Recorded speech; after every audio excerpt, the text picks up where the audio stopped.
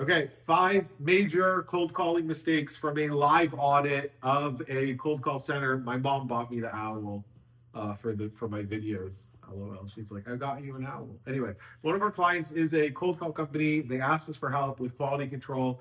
In the process of auditing and reviewing calls, we found like 5 major mistakes across callers. There's more than 5, but like, so if I explain the 5, you'll kind of get the gist of everything. So mistake number 1 is the callers are really nice and they ask the prospects about their day. So the problem with being nice to strangers and treating them like your friends is it's weird and fake. I call it uncanny valley niceness. It's like when you know someone's AI, but they're sort of human and it's creepy. It's kind of the same thing.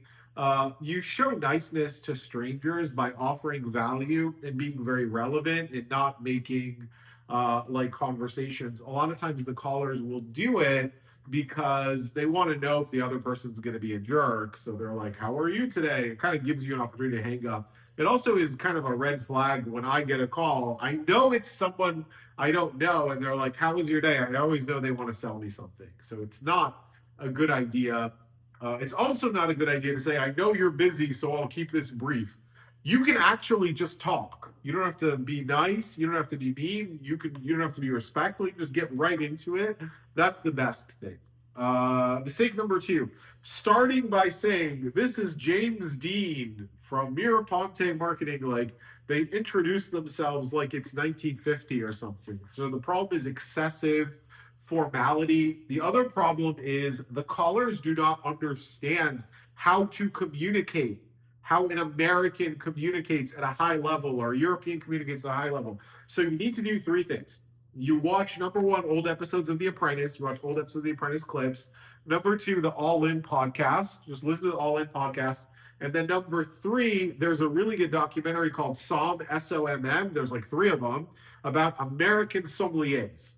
American sommeliers are very professional, but very laid back in their approach and very informal. You want to combine all 3. In the middle of all 3, The Apprentice, All In podcast, American Sommelier, that's how you should sound. You can't sound like a middle manager. People are just going to hang up on you. Number 3 is they confirm the person's info and their title, like, this is John Smith and you are the CTO of this company. Is that correct? The problem is you're wasting time. Why are you calling them if you don't have this knowledge? And what if it's the wrong job title, but it's still John? They're just going to hang up on you. This doesn't do any favors. So you should just assume that you know what it is, and then if you're wrong, you're wrong. You just change it.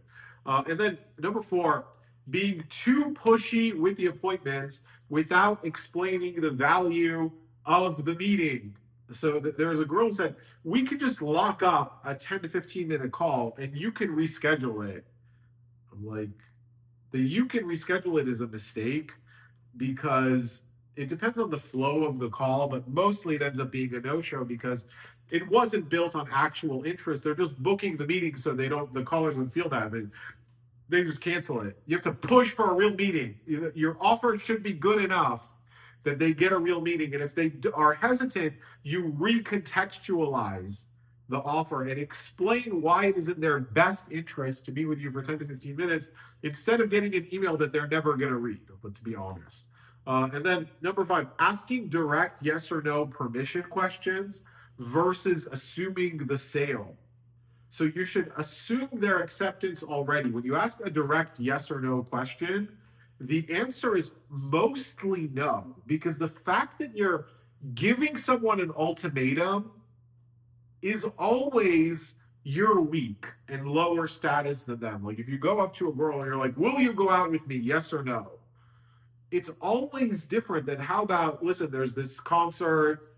It's a few blocks away. It's on Friday. Why don't we go and there's really good gelato near there? How does it sound? Is it okay? And then they're like, okay. You make it easy for them. So instead of doing that, you're like, why don't I send you an email with more info? I'll send you an invite link.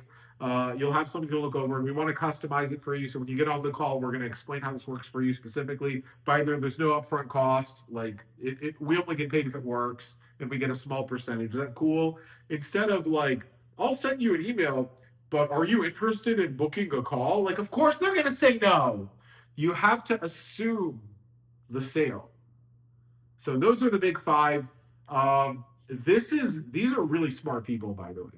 This is not like, these are not beginners, but these are classic mistakes that you see over and over again in calling. Hope this was useful, and have a great day. I will talk to you guys tomorrow.